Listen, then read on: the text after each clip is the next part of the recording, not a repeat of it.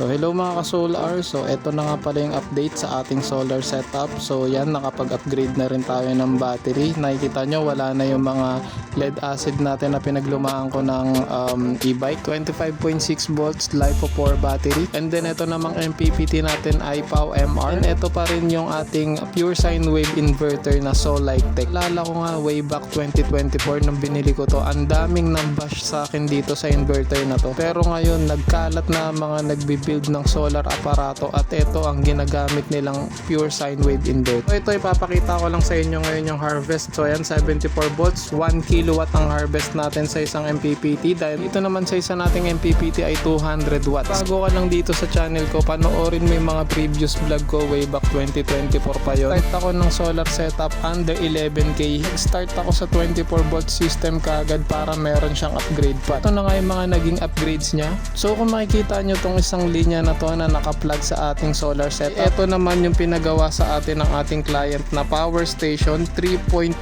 kilowatt 24 volt system yan, portable power station yan. Disclaimer lang mga ka-solar, hindi po ako professional, wala po akong background pagdating sa mga electrical. Nag-research lang po ako at self-study dito sa YouTube. Kahit nga po dito sa paggawa ko sa box ay hindi rin po perfect, so pasensya na po. Lagay po ako dito ng temperature sensor para po sa ating exhaust fan. Automatic nga po pala mag-turn on yung exhaust fan once na ma-reach niya yung certain temperature. Ako naman tayo dito sa aking group at makikita nyo yung naglalakihang mga solar panel dyan. Ito nga pala yung icon na 650 watts at ito naman yung Trinan 615 watts. Doon banda sa likod, ayan yung aking mga basag na solar panel na nirepair ko lang using epoxy resin. Ayan yun, apat na 151, then dalawang 100 watts. Itong dalawang 600 plus watts na solar panel na to, may minimal lang na basag yan. Yes, minimal na crack lang, so halos hindi mo siya makita, no. Yung isa naman nasa likod yung mga cracks niya, kaya ang nilagay ko lang dyan ay yung clear na spray paint na high temp. Panoorin nyo na lang yung mga previous video ko. Dito naman pinafamiliarize ko yung mga parameter settings netong POW-MR. So tinesting ko yung SBU or Solar Battery Utility. Pag nalobat yung power station is lilipat naman siya dun sa aking solar setup, kaya siya nakaplug yan sa aking solar setup. Yung AC in niya na nakaplug sa ating solar setup, ayan. And then ito namang nakaplug sa power station ng ating client, ayan. So makikita nyo yung linya. Extension lang po yan, pasensya na po sa pagkakalatag ng wiring, medyo magulo. Ayan, pinalusot ko lang yan dun sa kwarto. So ang gumagana po dyan ay yung 0.5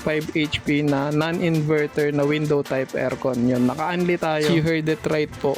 Unli aircon po sa umaga lang po, sa umaga. And then dito naman nilipat ko yung parameter settings niya sa SUB or Solar Utility Battery Priority. Yung makikita nyo dyan, napakarami nang nangyayari, no? Pin ko lang ng mabilis. So pag insufficient yung harvest ng ating solar setup, tinutulungan siya ng grid or ng Meralco. At the same time, nagcha-charge yung battery. So, ibig sabihin, hindi pinapakailaman ng loads or ng mga appliances mo sa bahay yung battery. Pinapagana lang siya using harvest ng solar panel at ng grid. Kung para sa akin, ito yung pinaka-best parameter settings. Kung insufficient pa or mababa pa yung capacity ng yung battery. So dito, ipapakita ko sa inyo yung joint force or yung combined harvest ng solar panel at AC charging ng grid or Meralco. So makikita nyo dito na merong 84 volts yung harvest ng solar panel na meron namang 12.9 ampere naman yung input galing sa solar panel. Harvest siya na 1 kilowatt at dahil nga meron tayong load na appliances tulad ng 0.5